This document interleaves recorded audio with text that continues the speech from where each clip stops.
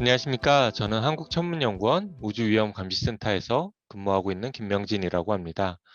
이렇게 온라인으로나마 여러 선생님들 만나 뵙게 돼서 반갑습니다. 제가 여러분들에게 소개시켜 드릴 내용은 화면에 보시는 것처럼 자연우주 물체의 위협과 지구 방위대라고 하는 그 영화와도 같은 그런 제목을 한번 붙여봤습니다.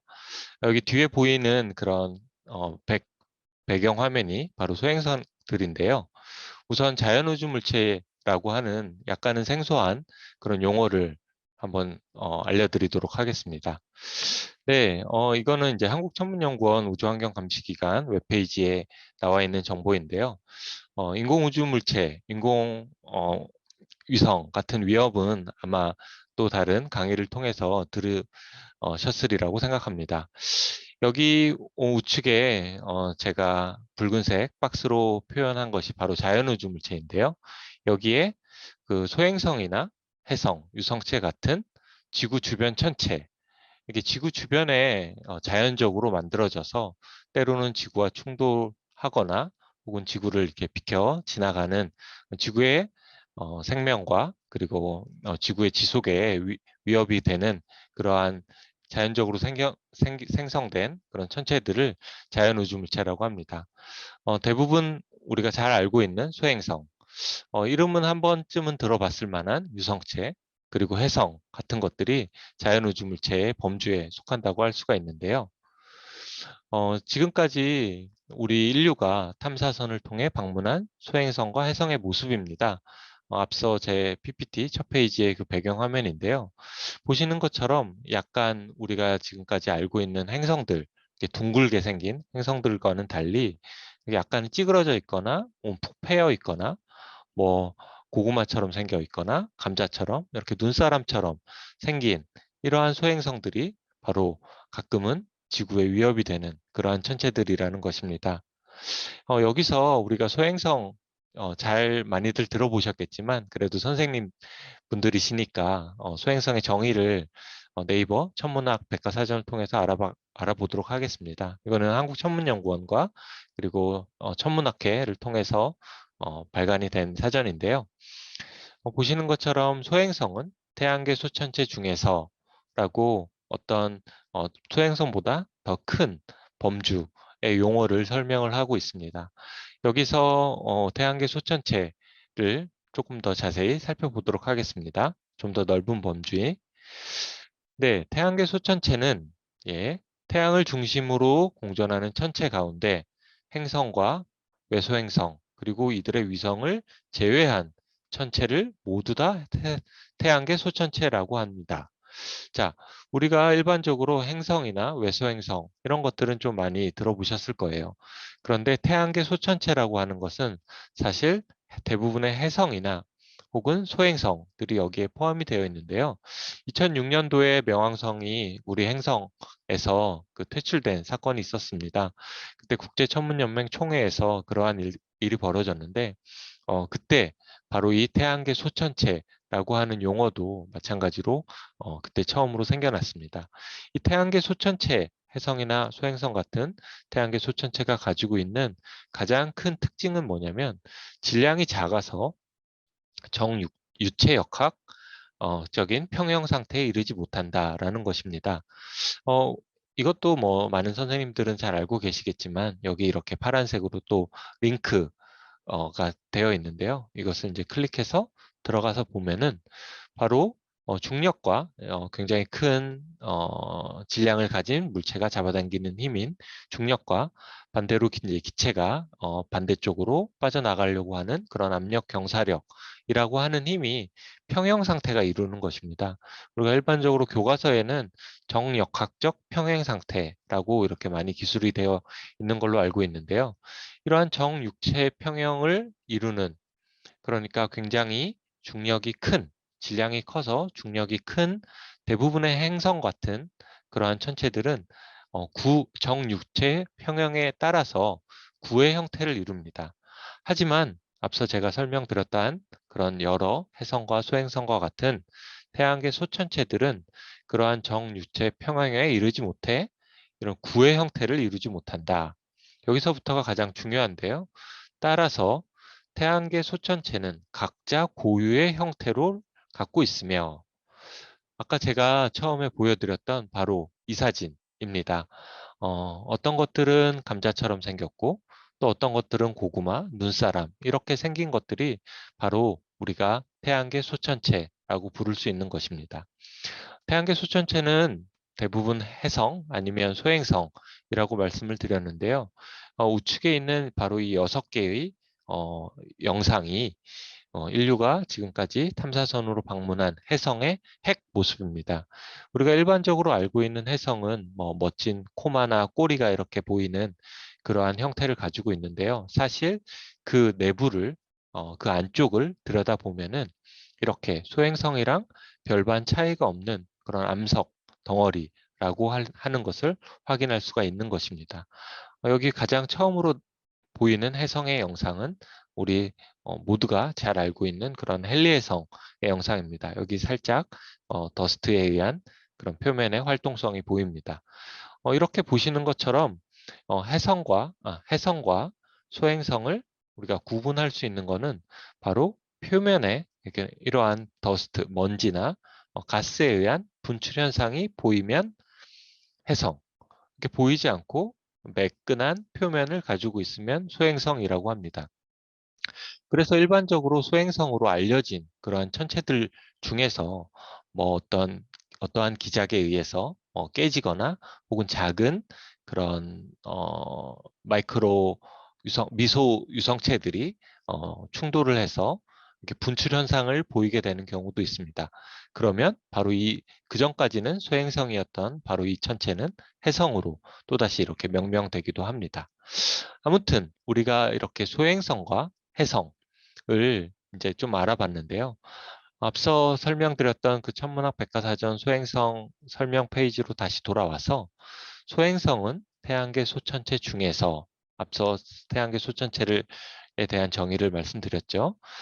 표면에 가스나 먼지에 의한 활동성이 보이지 않는 천체를 말한다. 조금 전에 설명드렸던. 따라서 그런 것들이 관측된 천체는 다시 해성으로 재분류되기도 한다. 그 다음에 이제 소행성에서 가장 중요한 문장은 바로 이것입니다.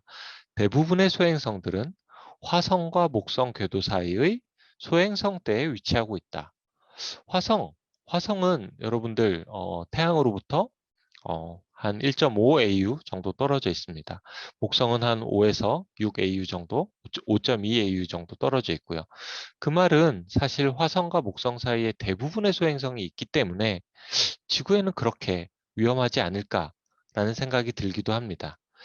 하지만 이 소행성이라고 하는 것들이 사실은 지구 근처 공간에도 굉장히 많이 있다는 사실을 잠시 뒤에 설명드리도록 하겠습니다.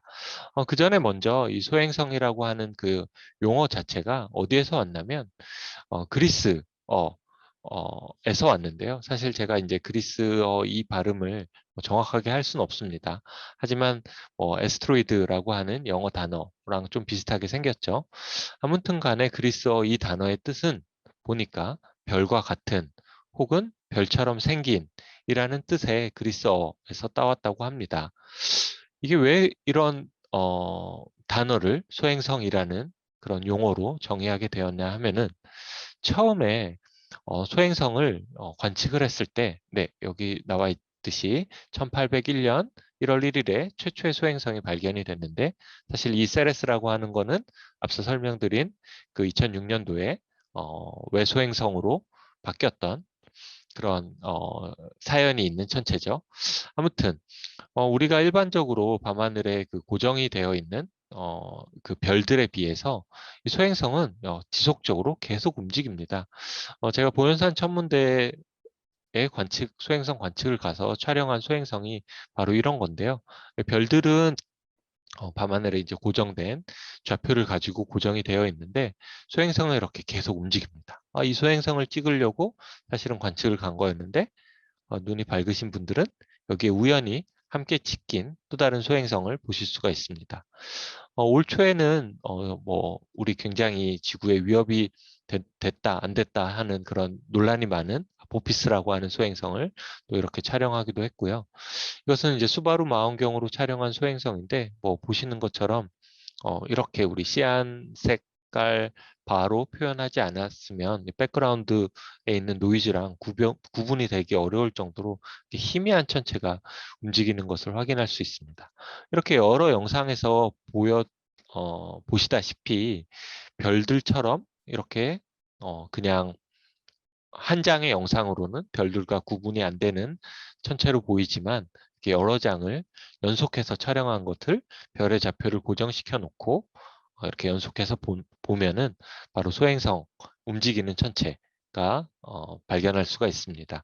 이래서 아마 그리스어의 별과 같은 별처럼 생긴 이라는 뜻의 소행성이 용어가 생겼을지 모릅니다. 네, 앞서서 제가 설명드렸다시피 그 대부분의 소행성은 화성과 목성, 가운데가 이제 태양이고요. 수, 금, 지구, 여기 지구의 궤도고 화성의 궤도입니다. 화성과 목성 사이에 여기에 이렇게 그린 컬러로 표시된 초록색으로 표시된 이런 수십만 개 알려진 것만 해도 100만 개가 넘는 그런 소행성들이 존재하고 있습니다. 하지만 여기 빨간색 근지구 소행성이라고 표시한 것처럼 지구 궤도 근처에는 또 무시 못할 만큼의 많은 소행성들이 존재하고 있습니다. 지금까지 근지구 소행성이 약 한 2만 6천 개 정도 발견이 됐는데요. 바로 지난주 통계입니다. 최초의 소행성이 1801년도에 발견이 됐었고 그것은 화성과 목성 사이에 있는 세레스라고 하는 지금은 외소행성이라는 천체입니다. 하지만 1898년, 그러니까 최초의 소행성이 발견되고 나서 거의 100년 가까이 시간이 흐른 후에 최초의 지구 근처 공간에서 에로스라고 하는 소행성이 발견이 됐습니다. 그만큼 사실은 지구 근처에는 아주 크기가 큰 소행성들은 존재하지 않고 크기가 상대적으로 작은 소행성들이 있어서 늦게 발견이 된 건데요. 보시는 것처럼 2019년도 4월에 2만 개가 돌파할 때까지 거의 한 120년 정도가 소요가 됐었습니다. 그런데 2년도 안 되는 사이에 5천 개가 넘게 발견 개수가 증가됐고 또 한 4개월 정도 만에 한 1,700여 개 정도가 이렇게 발견이 됐습니다. 오른쪽에 있는 이제 근지구 소행성 누적 발견 그래프에서 보시듯이 이런 2000년도 금방 2000년도를 기준으로 소행성의 개수가 이렇게 갑자기 기하급수적으로 증가하는 일을 알 수가 있습니다. 이것은 2000년도에 나사에서 스페이스 가드골이라고 해서 지구 방위, 행성 방위 계획을 세웠습니다. 그것은 우리 지구 공간, 지구 공전 궤도 근처에 존재하는 근지구 소행성 1km보다 큰 1km 정도 되는 소행성이 지구에 충돌하게 되면 사실 상상하기도 싫은 굉장히 끔찍한 전 지구적 그런 사건이 될 텐데요. 그러한 소행성들의 90%를 찾겠다는 그런 미 의회의 행정 명령에 따라서 나사에서 본격적으로 소행성을 찾는 탐사 관측 이 시작된 게 바로 2000년대 근방입니다. 그래서 이 이후에 소행성은 기하급수적으로 늘어났고 사실은 그 전에도 그리고 앞으로도 소행성들은 지구 근처 공간에 많았는데 우리가 찾지 못했을 뿐 아직까지 알려지지 않은 소행성이 많다는 거죠. 그래서 가끔씩 뭐 뉴스에서는 소행성이 지구에 충돌하면 어떻게 될 거다. 혹은 뭐 어느 정도 되는 크기의 소행성이 지구를 스쳐 지나갔다. 라는 뉴스가 많이 나올 것입니다.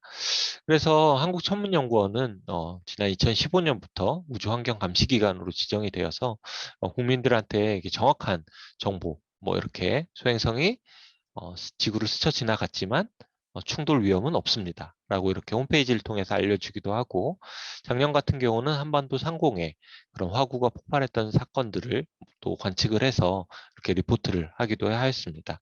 이렇게 소행성에 관한 뉴스나 혹은 이제 근지구 소행성의 그런 위협에 대한 것들이 궁금하신 분들이 있다면 한국천문연구원 우주환경감시기관 웹페이지를 방문하시면 되겠습니다.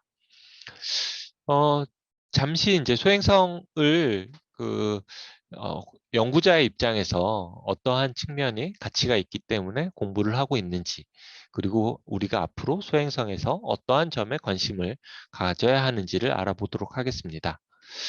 네, 제일 먼저 네, 과학입니다. 여기 이제 많은 과학 선생님들이 계실 텐데요. 네, 우리 과학을 빼놓고는 이제 소행성의 가치를 중요하게, 네, 더 이상 중요하게 여길 수는 없죠. 자, 여기 보시면은 이제 알마라고 하는 이제 굉장히 그 고분해능을 가진 그런 전파 간섭계인데요. 알마라고 하는 망원경이 이제 별이 태어나는 지역을 관측했을 때의 모습을 그린 상상도입니다. 네, 가운데 이제 아기 별이 태어나고 있고요. 별은 뭐 많이들 잘 아시겠지만 우주 공간상의 어떤 깨끗한 그런 아무것도 없는 지역에서 만들어지지 않고 이렇게 더스트나 가스가 많은 그런 지역에서, 그런 밀집된 지역에서 만들어집니다. 이렇게 별이 만들어질 그런 걸 이제 우리가 성운설이라고 하는데요. 별이 만들어졌을 때 그런 어 이렇게 가운데 가장 큰 중력 소스인 그 별까지 모든 물질들이 다 처음에 유입돼서 별이 만들어지는 건 아니고, 별이 생성됐을 때 그 주변에 여전히 그러한 가스나 먼지 같은 물질들이 남아있게 되는데, 그랬을 때 이 주변에서 이렇게 국소적으로 또다시 중력적인 그런 밀집 현상이 발생하게 됩니다. 이렇게 주변부에 있는 그런 작은 중력적인 어, 소스로 인해서, 중력원으로 인해서 여기 작은 그런 물질들은 점점 커다란 행성으로까지 이제 발전을 하게 되는데요. 이렇게 주변에 이제 행성이 하나 둘씩 만들어지는데, 소행성이라고 하는 거는 이런 행성으로까지 그런 그 성장하지 못한 그런 물질들입니다. 왜 그런가 하니 앞서 설명드렸던 이 사진을 다시 한번 가지고 설명을 드리겠는데요. 여기 보시는 것처럼 수, 금, 지, 화 이렇게 네 태양계 내는 행성들이 약간은 빽빽하게, 사실은 실제로는 멀리 떨어져 있지만 모여 있는 것을 볼 수가 있습니다.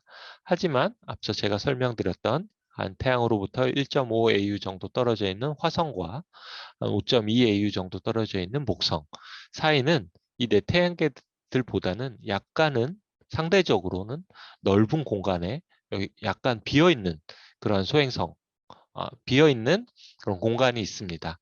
1801년도 그 최초로 그 소행성을 찾았던 사람들도, 천문학자들도 이 화성과 목성 사이의 여기 공간에서 화성과 목성 사이에 있는 행성을 찾기 위해서 노력을 했던 것입니다. 그런데 소행성을 찾았고 또 그 주변에서 발견을 수많은 소행성을 발견하게 된 거죠. 그 이유는 바로 많이들 예상하셨겠지만, 네, 목성 때문에 그렇습니다. 목성이라고 하는 뭐 굉장히 뚱뚱한, 그러니까 헤비한 어, 행성이 있기 때문에 이 지역에 하나의 행성으로 성장하지 못하도록 계속 이 목성이 방해를 했던 거죠. 그래서 여기에 있는 소행성들은 만약에 목성이 없었더라면 하나의 행성으로 성장했을지도 모릅니다.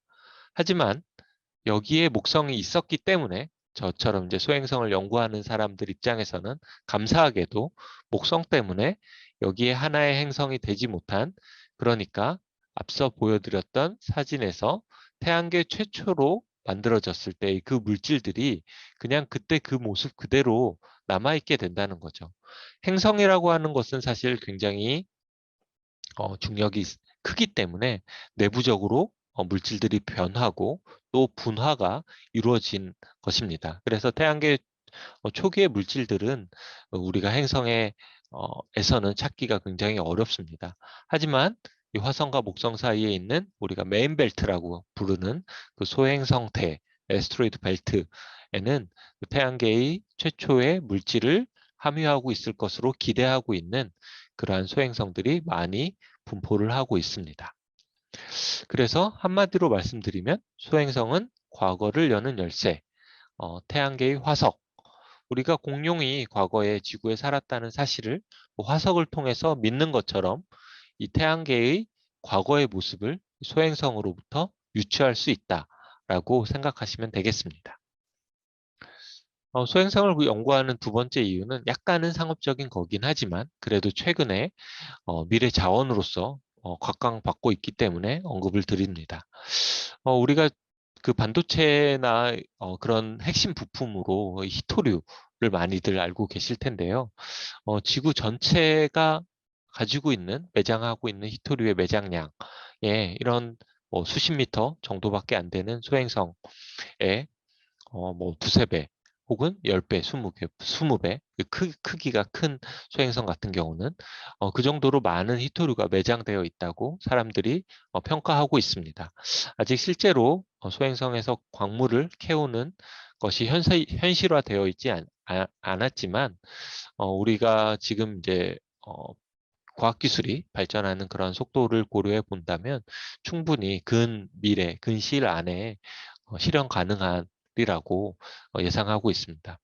미국의 한 민간 기업인 딥스페이스 인더스트리라고 하는 곳에서는 이렇게 소행성 하나에서 하나를 통째로 가져오는 그런 컨셉 디자인도 수행하고 있습니다. 몇 해 전에 뭐 굉장히 뉴스에 국내외적으로 크게 보도가 됐었던 소행성 2011 UW158이라고 하는 소행성은 백금 소행성이라고 많이들 이렇게 언론에 보도가 되었습니다. 그래서 그 가치는 무려 한 5.4 트릴리언 US 달러입니다. 우리나라 돈으로 환산하면 거의 한 6천조 원. 이 500에서 한 1km 정도 되는 소행성 하나에 그 정도의 매장량을 가진 그런 가치를 갖고 있다는 사실이 알려졌습니다. 네, 유럽의 이 나라는 그 소행성으로부터 그 광물을 캐오는 그런 계획을 이제 점점 현실화하고 있는 나라입니다. 제가 어디 이렇게 강연 같은 데를 가서 이렇게 학생들한테 도대체 이 나라가 무슨 나라일까 이렇게 문제를 내면은 오답률 1위인 나라인데요. 굉장히 유럽은 나라의 국기가 이렇게 생긴 국기가 많죠. 예, 뭐 이렇게 눈이 밝으신 선생님들은 이미 눈치를 채셨겠지만, 네, 모든 어려운 문제는 이렇게 문제의 답이 있죠. 예, 룩셈부르크라고 하는 나라는 잘 아시는 것처럼 뭐 하나의 아주 작은 국가입니다. 뭐 독일이랑 프랑스 사이에 있어서 뭐 예전부터 이제 교통의 요지였고 철강 산업이 굉장히 발달했고 뭐 작지만 강한 나라들이 우리나라처럼 주로 하는 이제 IT 이런 우주 산업의 강국입니다. 그래서 경제부총리가 룩셈부르크 나라의 그 앞으로 이 나라의 미래는 소행성에 있다라고 선언을 하고 소행성에서 이제 광물을 캐오는 것을 구체화하려고 노력을 하고 있습니다. 뭐 바야흐로 소행성으로부터의 으로 신골드러시가 시작됐는데요. 뭐 제가 감히 소행성 탐사 전성시대라고 이렇게 이름을 붙이지 않더라도 여러분들 많이들 이제 공감하고 계실 겁니다. 뭐 작사의 일본 항공우주국의 그런 소행성 탐사 미션, 뭐 나사의 그런 여러 미션들이 소행성으로부터로 이렇게 가려고 탐사를 준비를 하고 또 이미 다녀왔거나 하고 있습니다. 우리나라의 소행성 탐사에 대해서는 또 다른 강의를 통해서 진행된다는 사실을 알고 있고요. 제가 오늘 이제 마지막으로 말씀드릴 주제는 바로 이제 지구 위협적인 측면입니다. 네, 2013년 2월 15일 어느 이른 아침이었습니다. 러시아 첼라빈스크 지역에 크기 17m 정도 되는 소행성이 떨어졌는데요. 그때 영상이 하나 있습니다. 아침 하늘에 이렇게 흰색 구름이 나타났고요. 네, 이렇게 굉장히 큰 소리로 폭발음이 벌어지는 것을 확인할 수 있었습니다. 이렇게 막 셀카도 찍고 좋아하다가 막 이렇게 난리가 났던 카메라도 놓치고 그러한 사건입니다. 뭐 학생들 데리고 이제 수업하다가 또 네, 이렇게 유리창이 깨지고 뭐 건물이 무너지고 하는 사건이 있었습니다. 이때 피해를 이제 추산해 본 결과 한 1,600명, 1,700명 정도가 다치고 또 건물 한 7천여 채 정도가 이렇게 파손이 되는 정말 인류 역사상 가장 큰 그런 피해 사례였었습니다.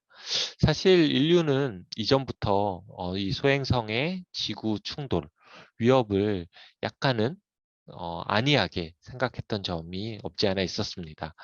공용 멸종의 과거일로 치부해 버리거나, 네, 그냥 어, 그런 남의 나라 일로 그렇게 생각을 했었던 면이 있었습니다. 하지만 계속 어떤 사인 같은 건 있었죠. 그 미국의 그 정찰 위성들이 이제 지구를 계속 뭐 정찰하고 있는 그런 상황은 잘 아실 테고, 그런 정찰 위성들을 통해서 얻은 정보가 이렇게 미국의 그 근지구 천체 연구센터에서는 이제 제공을 하고 있는데요. 1988년부터 2021년까지 한 30여 년 정도 되는 시간 동안 지구에 떨어진 유성체의 분포도입니다. 여기 이제 러시아 첼라빈스크 사건이 바로 여기에 나와 있는 지난 100년 정도 되는 사건 중에서 가장 큰 사건이었고요. 그 다음에 뭐 히로시마에 떨어졌던 그런 원자폭탄의 뭐 10배, 100배 수준의 그러한 큰 충격 에너지들을 발산시키는 유성체 낙하 사건들이 굉장히 많이 있었습니다. 보시는 사진은 뭐 거의 실시간으로 계속 이 나사 웹사이트를 통해서 제공이 되고 있는데요. 이것을 통해서 우리는 이제 두 가지 특징을 알 수가 있습니다. 첫 번째는 보시는 것처럼 뭐 어느 나라 특정 뭐 대륙이라던가 바다라던가 뭐 북반구, 남반구 어떤 지역적인 의존도가 전혀 없다는 것입니다. 즉 전 세계 어느 곳이라도 소행성의 충돌은 일어날 수 있다는 것입니다. 그리고 이게 지난 30여 년 동안의 그런 그래프인데요. 이게 시간적으로도 뭐 어느 특정한 시기에 더 많이 떨어졌다거나 하는 그러한 일이 아닙니다. 뭐 정말 언제라도 그리고 어느 지역에서라도 소행성의 충돌은 일어날 수 있다는 것을 대변하고 있는 그림입니다. 사실 러시아처럼 이제 굉장히 국토의 면적이 넓은 나라들은 확률상 이렇게 면적 대비 확률상 일어날 수 있는 확률이 조금은 더 높지만 우리나라는 사실 이제 국토의 면적이 좀 작지 않습니까? 그럼에도 불구하고 뭐 최근 네, 많은 일들이 있었는데요. 뭐 잘 기억하시는 한 7년 전에 진주 운석 사건이 있었고요. 뭐 작년만 하더라도 9월 달에 거의 1년 전쯤에 서천상공의 화구가 폭발했었고요. 작년 말에는 이제 지질자원연구소에서 이제 보도 자료를 통해서 이러한 어, 우리나라의 과거에 5만 년 전에 한 200m 정도 되는 소행성이 떨어진 흔적을 찾았다라고 하는 연구 결과를 낸 적이 있습니다. 뒤에 이제 배경화면으로 보이는 게 미국 애리조나에 가면은 뭐전 세계적으로도 가장 유명한 그러한 그 베링거 크레이터라는 것인데요. 이 크레이터의 지름이 한 1.2km 정도 되는데 우리나라 그 초계면에 있는 그러한 운석 충돌구는 한 지름이 한 7km 정도 됩니다. 뭐 충돌했던 그런 임팩터의 사이즈는 거의 한 4배 정도 되는데 특이하게도 비슷한 시기에 충돌했던 걸로 이렇게 추정을 하고 있습니다. 우리가 뭐 용어상으로 한 가지 짚고 넘어가야 할 것이 많이들 이제 혼동하고 있는 게 유성체, 유성, 운석이라는 것입니다. 네, 뭐 별똥별이라고 잘 알고 있는 그 밤하늘에서 이제 빛이 나는 현상, 이것을 이제 유성, 영어로는 미티어라고 하고요. 크기가 큰 천체가 이렇게 진입하게 되면 별똥별, 유성의 형태로도 다 타고 남은 그러한 흔적, 남은 돌 덩어리가 땅에까지 떨어지게 되는데 그것을 우리는 운석이라고 합니다. 이제 영어로는 미테어라이트라고 하고요. 그리고 그러한 운석과 유성을 일으키는 대기권 진입 전의 천체를 유성체라고 합니다. 그래서 어, 영어로 이제 미테오로이드라고 하는데요. 유성체, 유성, 운석 같은 것은 이제 선생님들부터 용어상으로 헷갈리지, 혼동하지 않으셨으면 좋겠다는 의미로 이렇게 페이지는 넣어놨습니다. 네, 작년에 앞서 설명드렸다시피 서천 상공에서 이제 폭발한 화구 같은 경우도 저희 한국천문연구원 우주위험감시센터에서 운영하고 있는 유성체 감시 네트워크 카메라에서 이렇게 또 포착이 돼서 저희가 궤도 분석을 해서 또 참고 자료로 배포한 적이 있습니다. 네, 이제 마지막 페이지입니다. 러시아 첼리아빈스크 사건 이후로 유엔에서는 이게 한 나라만의 어떠한 대비책을 세워서는 너무 턱없이 부족하다라는 사실을 깨닫고 이제 전 세계적으로 모두 다 힘을 합치는 그런 정말로 앞서 제가 제목으로 표현했던 지구 방위대를 만들었습니다. 일단 커다랗게 두 가지 조직을 만들었는데요. 세임 페이지라고 하는 조직, 그다음에 아이완이라고 하는 조직입니다. 먼저 아이완을 설명드리면은 국제 소행성 경보 네트워크라고 하는 거고요. 우리가 어떤 지구의 충돌 위협이 높은 소행성을 발견하게 되면 처음에는 그 궤도의 그런 불확실성이 크기 때문에 지구의 충돌 확률이 막 요동칩니다. 그랬을 때 가장 중요한 것은 바로 후속 관측을 통해서 정확한 어, 소행성의 궤도를 추산하는 건데요. 이러한 후속 관측 네트워크가 바로 아이완이라고 하는 것입니다. 또 하나는 이제 세임페이지라고 하는 건데요. 그거는 이제 우주, 임무, 기획, 자문, 그룹이라고 하는 것입니다. 약간 우리나라 말로 번역하면 약간 어려운데요. 이게 바로 소행성이 만약에 어느 정도 크기 이상의 소행성, 그러니까 지구에 그리고 도시나 나라에 충분히 어, 피해가 어, 피해를 일으킬 만한 크기의 소행성을 발견했을 때는 각국의 이제 스페이스 에이전시들이 모두 다 모여서 어떻게 그 소행성의 궤도를 변경시킬 것인지, 그리고 그 소행성을 어떻게 이제 지구를 구할 것인지에 대한 그러한 임무를 계획을 수립하는 그런 단체입니다. 이 두 개의 조직 모두 한국천문연구원이 2016년부터 우리나라 대표로 공식적으로 참여하고 있어서 매년 이러한 국제학회에 참여하고 있고요. 2년에 한 번씩은 이 소행성 충돌만을 다룬 그런 플래네타리 디펜스 컨퍼런스라고 해서 이름 그대로 행성 방위학회입니다. 지구 방위학회가 열리는데요. 거기에도 마찬가지로 천문연구원 우주위험 감시센터에서 참여해서 활동을 하고 있습니다. 네, 오늘 이제 여러분들에게 용어에 대한 설명을 먼저 드렸고, 그리고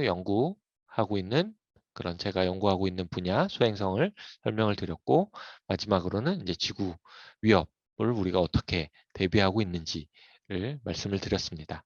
네, 주셔서 감사드리고, 혹시 추가로 궁금한 사항이 있으시면 또 질문해 주시고, 네, 천문연구원에서 나중에 또 뵙게 되기를 희망하면서 이상 강의를 마치도록 하겠습니다. 감사합니다.